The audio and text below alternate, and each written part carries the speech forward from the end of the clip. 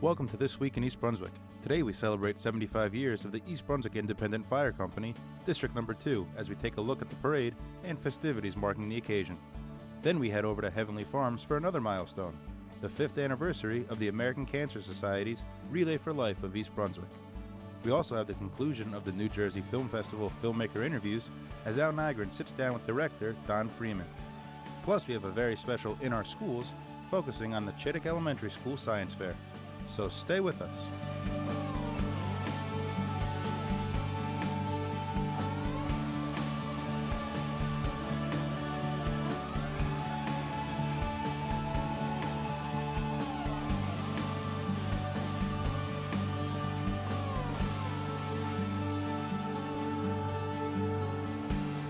Today we're at the firehouse on Willow Street, District 2, Independent, and we're celebrating our 75th anniversary of the fire department.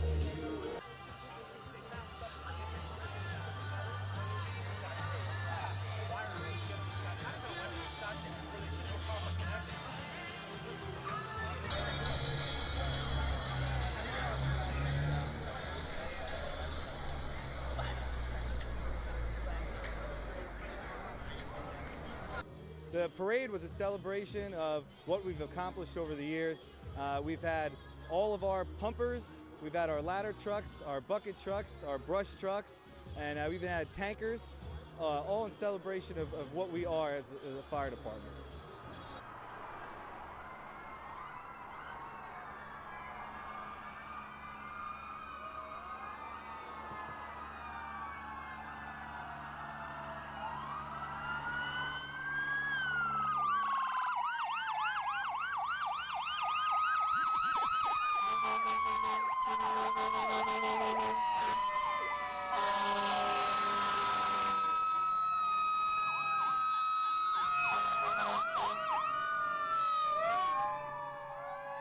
Okay, without further ado, I would like to welcome everybody here on behalf of the 75th Anniversary Committee of the East Brunswick Independent Fire Company. My name is Tony Alexander.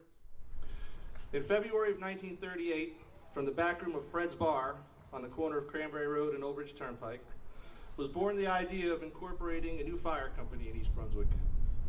Already serving the town since 1906 was the Old Bridge Volunteer Fire Company, located in the southern portion of the township. They welcomed the idea of a second company to help protect the northern part of town, and the mayor was also in favor. The fire company answered its first alarm in October of 1940, and during its first full year of operation, answered 78 alarms. Today, the fire company operates 3 engines, a heavy rescue, a 75-foot quint, and a 102-foot platform from our 3 stations. The company has over 75 members on our all-volunteer rolls, and last year we responded to over 900 calls for service. It is an honor to be the chief this year, and we celebrate 3/4 of a century of dedicated service to the people of East Brunswick. Starting from a meeting in a building 2 blocks away from this site, the foundations of this fire company were formed, and for 75 years, they were built upon by many hardworking men and some dedicated families who put many years of their lives into the operation of this company. As the town grew and prospered, many demands were placed upon Independent, and every time this fire company met the challenges. For the first 40 years of the existence, our success was carried by the members who raised the funds and answered the calls for what would be one of the busiest volunteer departments in the county. Today is a proud day for all of us. We would not be standing here today had it not been for guys like Mr. Peck, who our new building is named after and dedicated to, Phil Kelton, Art LeBouy Sr., Frank Nicholas, and our Grand Marshal, Bob Morrison. And when you think about all these accomplishments, they were all done by people that donated their time. They're all volunteers.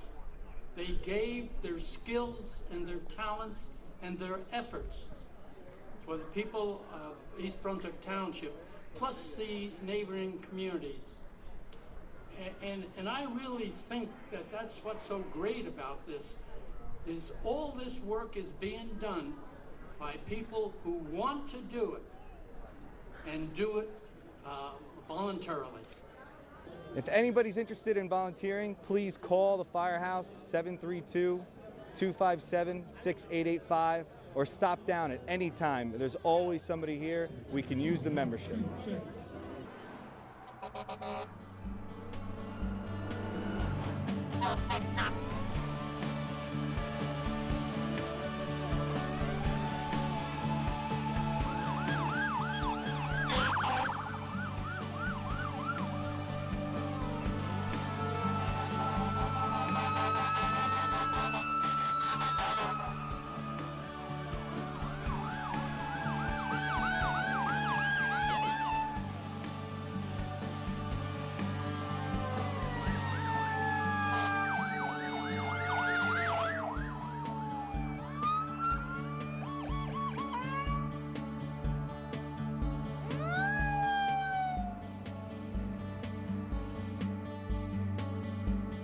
Please cut the ribbon and start Survivor Lap walking. Saturday, June 1st, marked the 5-year anniversary for the American Cancer Society's Relay for Life of East Brunswick. Cancer survivor and EBTV's own Alicia Joy Bloom was there to report. Hi there! I am Alicia Joy Bloom here with EBTV, and we are here today at Relay for Life at Heavenly Farms in East Brunswick. And we are here to interview some of our participants and our team players on this very hot day, but we couldn't have asked for a better day to fight cancer. So I would like you to tell us a little bit about why you got involved with Relay and what Relay means to you. Well, for first off, I'm here for you, believe it or not. I'm so proud of you getting this great news of being a 10-year cancer survivor this past month. And I'm so excited and happy that you are fighting the fight, and I'm here to continue to fight the fight. I'm also here in memory of some of my relatives who have passed, who lost their fight, and a lot of the girls from the Warnsdorfer PTA are here with me today for a lot of different reasons as well.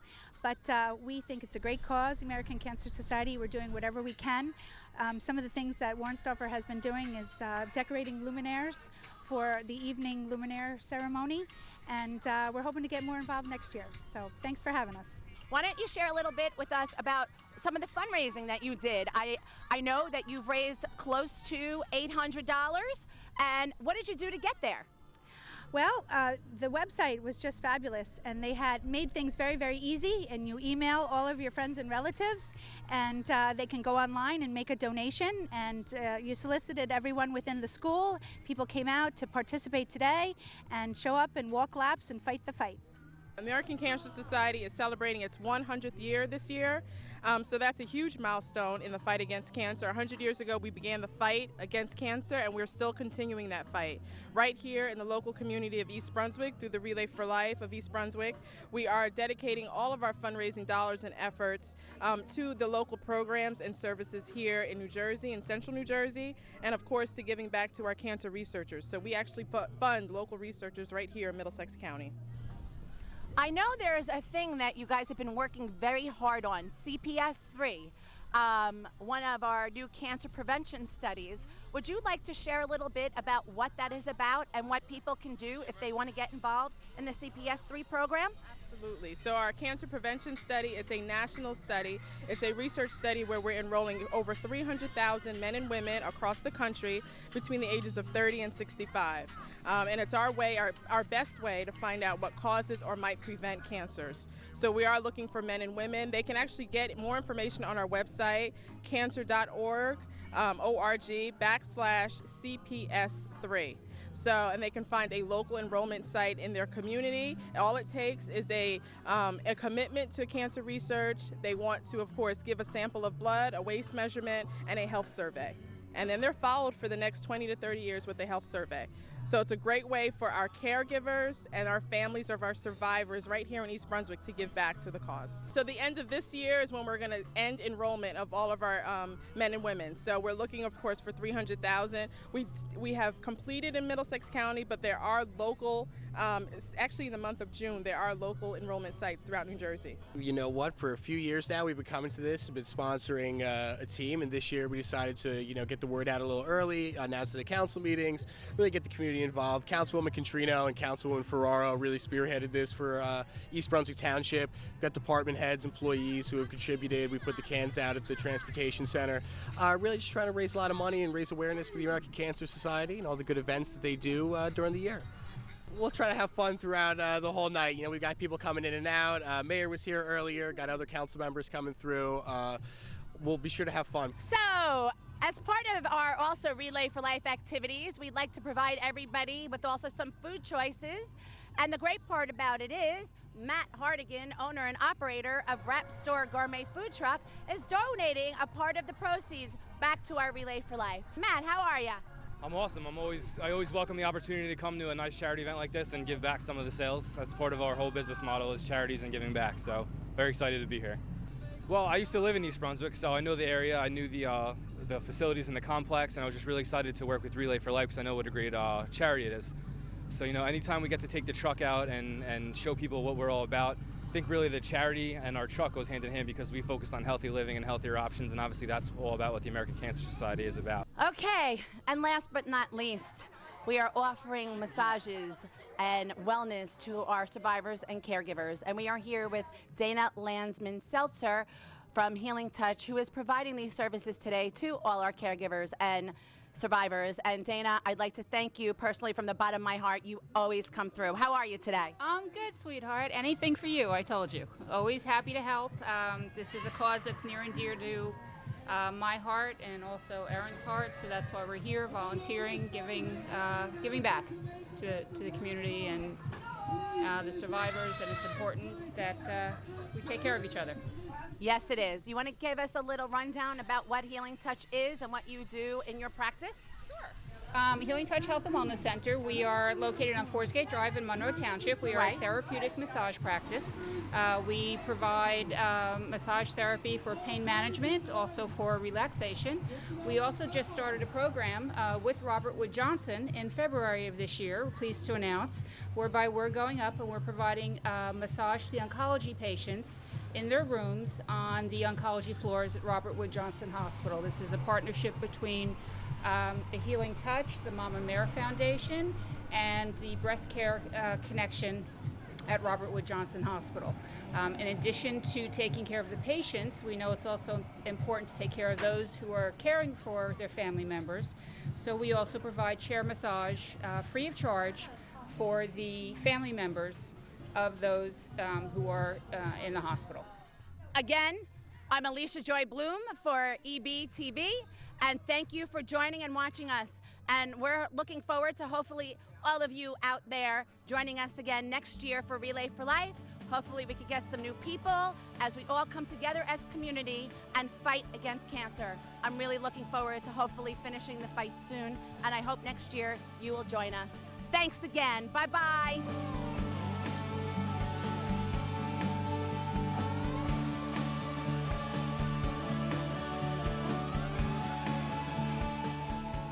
Hi folks, it's Al Nygren again from the New Jersey International Film Festival, here with the last of our filmmaker interviews.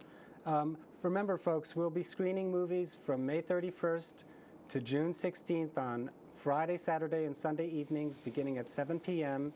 in Voorhees Hall, room 105 on the College Avenue campus of Rutgers University in New Brunswick, New Jersey. General admission for all of our films is $10. You can purchase tickets in advance now, too. Just go to our website, njfilmfest.com, or give us a call at 848-932-8482. Well, today, I have Don Freeman here, director of Art House Part 1, and this wonderful short documentary is about artist homes. And when we watched this film, we were completely mesmerized. First of all, the camera work is really amazing. Thank you. And the subject, the actual homes, are really quite beautiful. Tell us a little bit about your movie. I started to put this project together as a book for Abrams, and it came out last year, and it's called Artists' Handmade Houses. And the writer and I narrowed it down to 13 houses in America that really stood out, visually, but also told a great story about the person who lived there.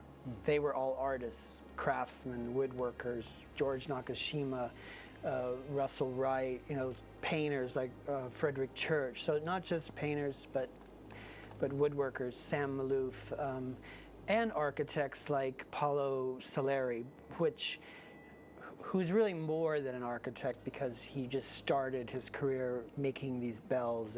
But what evolved out of the book, which was basically a 260 pages of just photography, no archive, very little historical reference or information, no portraits. That's what I realized. I wanted to make a film like that.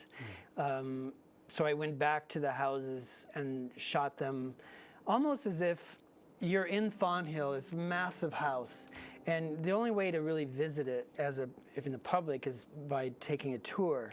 And I was lucky to be left alone in the rooms with my camera and my lights and my assistant, and I realized that I wanted to do a film so the audience can feel like I felt, being left alone in a Frederick Church house, without the ropes, without the lights, without the docent saying, here we have this and here we have that and here we have that. You don't even get to feel the light, to listen to the sounds, And so I wanted to make a film without all that, narration, so you could experience it. And the photography, again, it's all natural light, very little light, so it's a dark kind of thing, but you do get to see how the rooms really look. It's really quite wonderful, and I think the way that the camera moves through the space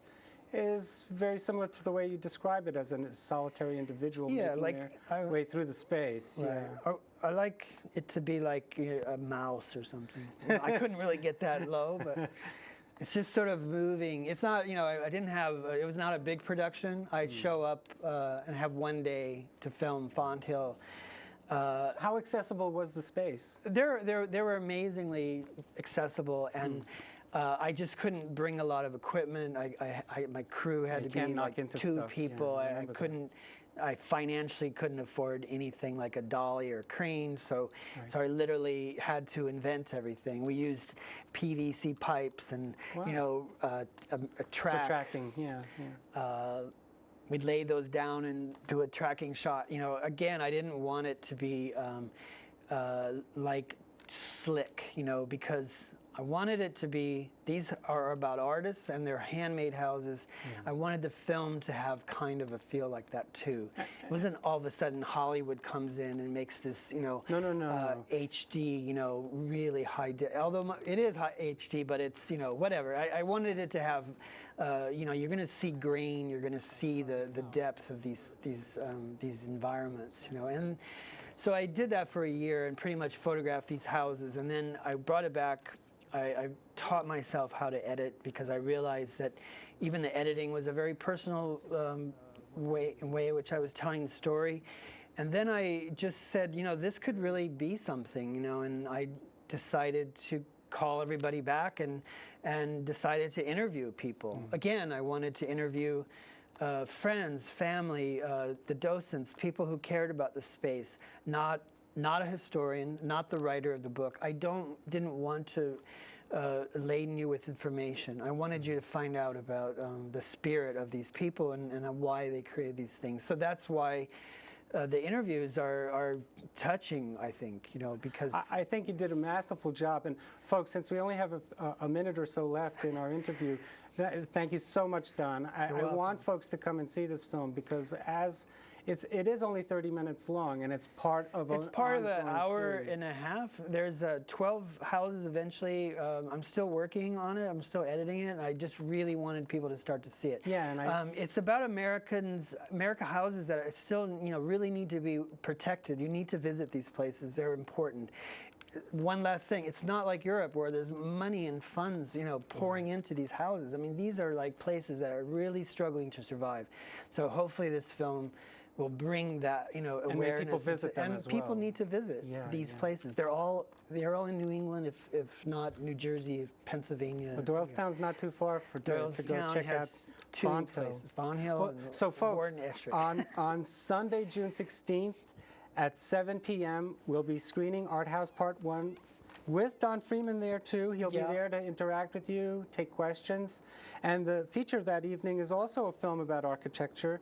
It's Richard Hankins' 16 Acres, which is about the rebuilding of the World Trade Center. So it's a really wonderful program on Sunday, June 16th at 7 p.m. Hope you'll join us. More information is at njfilmfest.com, or you can call us at 848-932-8482.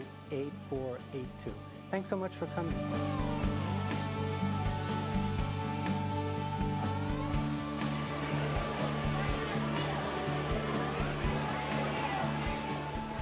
Every Chittick student looks forward to their last year in elementary school. Why? Because of the 5th grade science fair.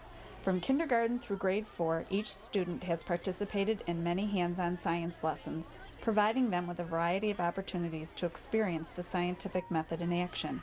This culminating experience provides every 5th grade student with the opportunity to independently work through the scientific method after selecting a question that he or she feels will be interesting to work on and specific enough to find the answer via a simple experiment.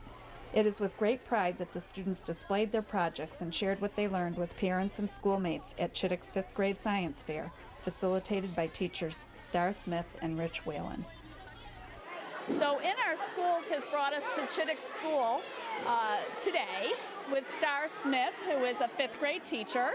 And every year at this time, I really look forward to getting the email from you that's saying it's science fair time. Exactly. And every year I know you love it. What is it that you really love about this?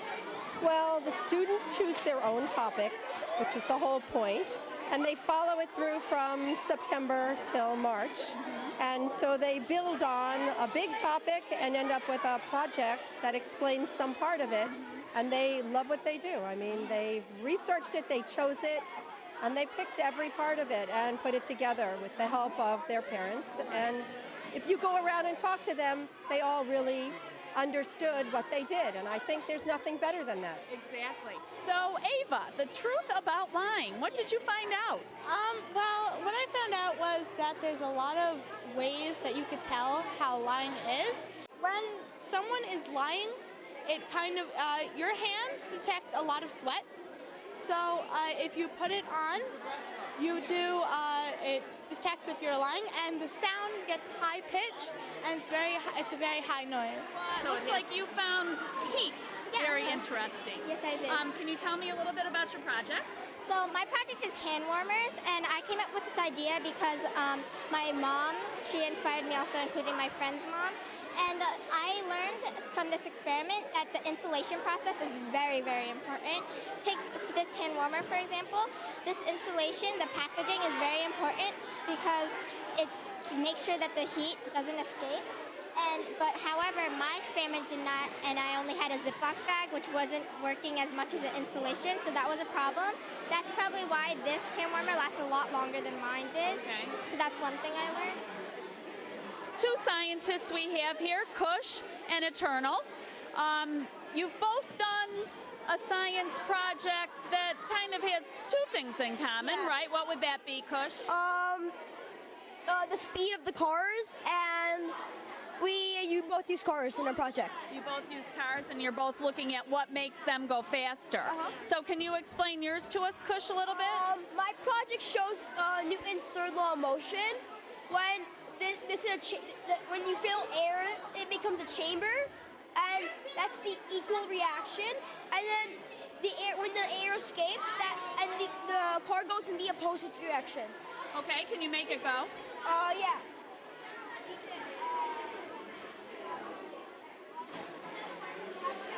Pretty good. Uh-oh, we broke your car. You can fix it though, right? Yeah. Okay, good job.